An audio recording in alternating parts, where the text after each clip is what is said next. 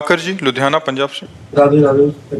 राधे राधे महाराज जी। महाराज जी, अगर ज्योतिषी में सबसे पहले से सब कुछ निर्धारित है तो फिर मेहनत करने का क्या महत्व? नहीं, ज्योतिष में क्या निर्धारित है?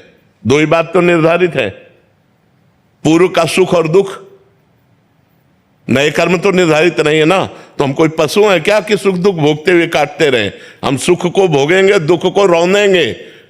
ऐसी हम तपस्या करें, ऐसी साधना करें, ऐसा भजन करें कि परम सुख को प्राप्त हो और विपत्ति दुख को रौंद कर हम भगवान की प्राप्ति करें। ये हमारे भाग्य में नहीं लिखा, ये हमें नया करना होगा। हमारे भाग्य में दो ही कर्मों का फल लिखा है, पाप कर्म का फल दुख और पुण्य कर्म का फल सुख, बस इसके आगे नहीं। अब इसके आगे भजन करना, सत्कर्म करना, दान करना, तपस्या करना, तीर्थयाटन करना, भजन करना, ये हमारे भाग्य में थोड़ी लिखा है। ये हमको भजन करना है और करके हमें नए भाग्य की रचना करनी है। हम मनुष्य, हम कोई पशु पक्षी थोड़ी हैं, हम मनुष्य हैं। साधन धाम मोक्ष कर द्वारा, पाए न जे परलोक संभाला, सो परत दुख पावई, सिर धुन पछताए, काले कर्म ईश्वर मिथ्या दोष लगाए। नहीं, इस समय भजन करने का अवसर है। हम नया कर्म अनुष्ठान करके अपने भाग्य का परिवर्तन करने के लिए मानव देह प्राप्ति की, ना कि भाग्य के अनुसार केवल चलकर मिट जाना। ऐसा नहीं है। समझ पा रहे हैं आप जी? रूबी जी चंडीगढ़ से।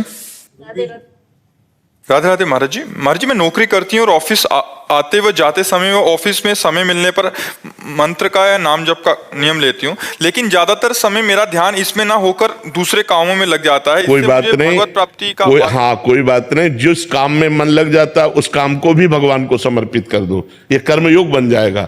जो संसार का काम निष्काम भाव से करते हुए भगवान को समर्पित कर दिया जाता है, वो भगवत प्राप्ति कराने के योग्य हो जाता है, वो कर्म योग हो जाता है। तो नाम जप करो, और जब नाम भूल करके कोई कार्य कर रहे हो तो उस कार्य को भगवान को समर्पित कर दो। 2 घंटा, 4 घंटा, 8 घंटा जो काम किया, हे सच्चिदानंद श्री कृष्ण, ये जो 8 घंटे हमने काम किए, ये समय 8 घंटे का समय मैं आपको समर्पित करूं, वो आपको भगवत प्राप्ति कराने वाला बन जाएगा। उसे कर्मयोग कहते हैं, मदर्थ कर्मयोग, भगवद अर्पण कर्मयोग। तो इसलिए नाम जप करो और जो कर्म में तन्मयता हो जाए और भगवान का विस्मरण हो जाए, उस कर्म को भी भगवान को समर्पित कर दो, वो भी भक्ति बन जाएगा।